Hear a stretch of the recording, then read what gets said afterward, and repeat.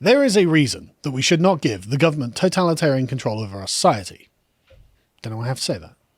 Just every day. There's one? Yeah, I have to. I mean, there are lots of reasons, but like, there's one major reason, and that's, and again, it doesn't even matter what your moral philosophy is. Surely everyone can agree that whatever it is we do should at least practically work. Like, from a very pragmatic perspective, it doesn't even matter if you think it's right or wrong in principle. At least whatever it is should have the desired effect.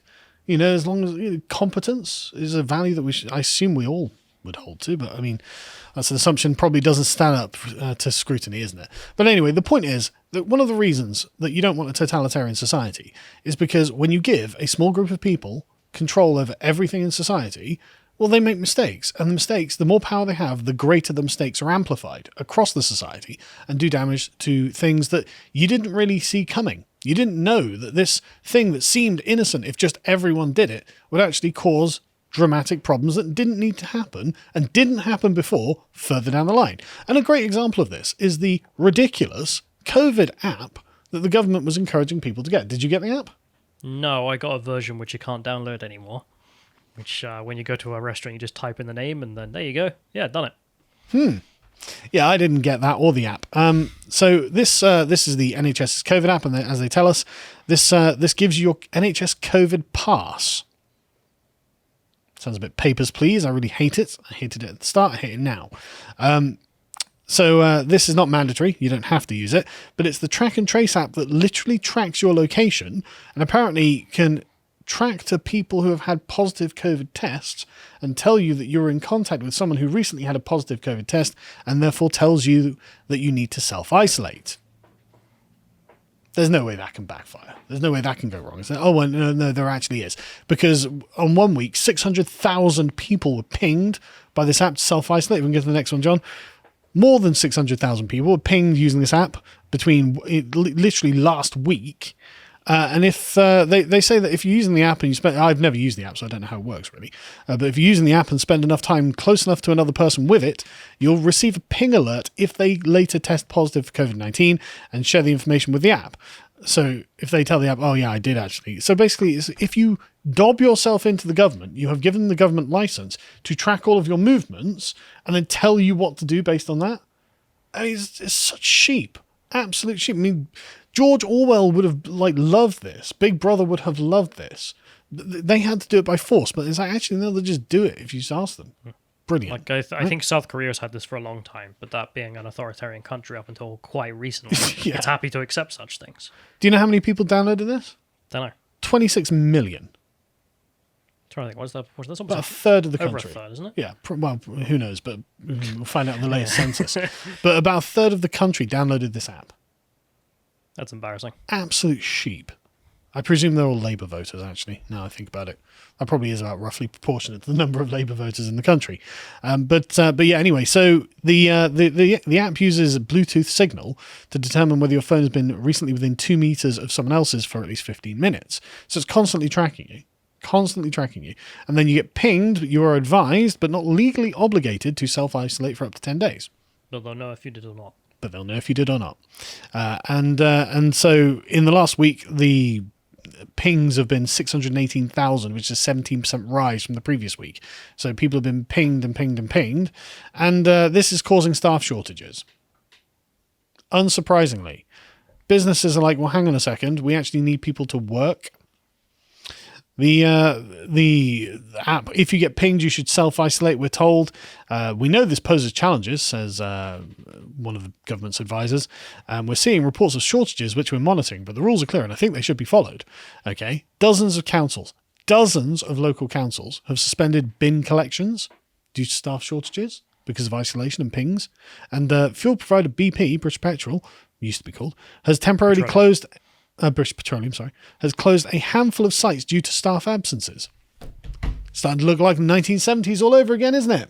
Rubbish is going to be piling up in the streets, shortages in the shops, fuel problems, so we'll probably end up having blackouts, things like that. It's exactly the sort of thing that convinced my father to be forever a Conservative voter, because he had to live through that, and it's coming back around again. And there's no reason that this should have happened. There are no shortages. Nothing's short. It's just we can't get the things because the government is telling people to stay at home. You mentioned the shops. I do happen to know one thing that may influence that as well, which is Reverend Simon Sideways made a very good video about this because he's a truck driver for a living.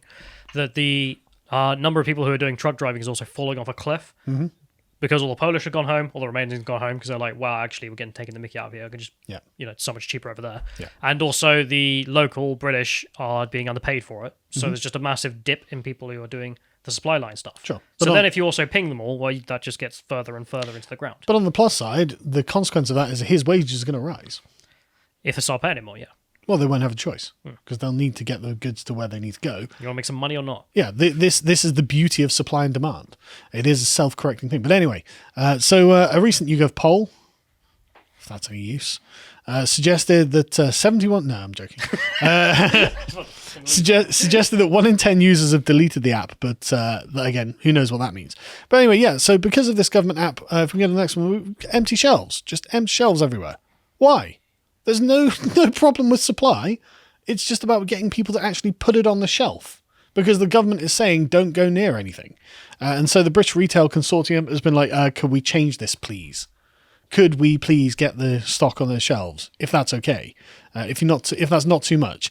The British Meat Processors Association, their chief executive, Nick Allen, was like, the government's confused everyone, and now we really have problems. He says there is a shortage of skills and workers for permanent positions reaching critically high level, with vacancies already high prior to increased staff isolations. And we're hearing reports from plants between 10 and 16% vacancies, even before the COVID absenteeism is factored in. And so this is a man-made problem. Now that we have, there is no natural disaster that's caused this. State-made problem. Yeah, it's a state-made problem, exactly. And the thing is, it's even more stupid than it sounds because people who are double vaxxed are getting pinged as well. For some reason, we go to the next one. British Retail Consortium has been like, could we allow vaccinated people to work? Otherwise, what was the point of the vaccine? Why does almost 90% of the country have at least one shot and like 70% have 2 shots? If they can't go about their lives as normal, what was the point? Like, they can still get it and spread it, but that's not what makes the virus scary. What makes the virus scary is killing people. Yes. And there's no one dying because they've been vaccinated, so what's the problem? Yes, exactly. And so Boris was like, I'm sorry that this is inconvenient, but it's one of the real tools that we have in our armory for winning a war that we've already won. Don't know why I have to say that. It's got nothing to do with COVID. Nothing to do with COVID. Again, like the way the Mirror have to reply, despite lifting almost all legal COVID restrictions. Yeah. He's even accepted the war's won. I don't have to wear a mask everywhere now. People aren't really dying, in great numbers. The NHS isn't overwhelmed. Everyone almost and their mother is vaccinated. What's the point? But anyway, going even further, it gets even stupider. People who aren't even in contact with each other are getting pinged. Why? Because the app can't distinguish that there's a wall in the way. Literally, neighbors who share a wall are getting pinged because the thing uses a Bluetooth signal that can go through the wall. So it's like, oh, God, you're within 10 meters of someone or whatever it is. And it could just be that literally people are just sat on either side of a wall, leaning against the wall, reading a book or something. And their phones are like, well, that's it. You've got to isolate as if the coronavirus can go through solid walls. Stupid. Absolutely ridiculous. So all of these people, a large number of these people won't have been in contact with someone with the coronavirus. And the chances are all of these people have been double vaccinated anyway. So why are we bothering with any of this? And of course, this has led the supermarkets to come out and say, hey, can you please stop panic buying? There's no panic. There actually isn't a panic. It's just this stupid app has caused a great deal of consternation throughout society where none needed to be have. All of the supermarkets, as far as I can tell, have come out and said, stop it, stop it, stop it, stop it. There is no shortage. This is the government imposing an artificial scarcity because they're dumb. This is the problem with complete control over society, isn't it? This is the problem when you give the government absolute power, things start going wrong.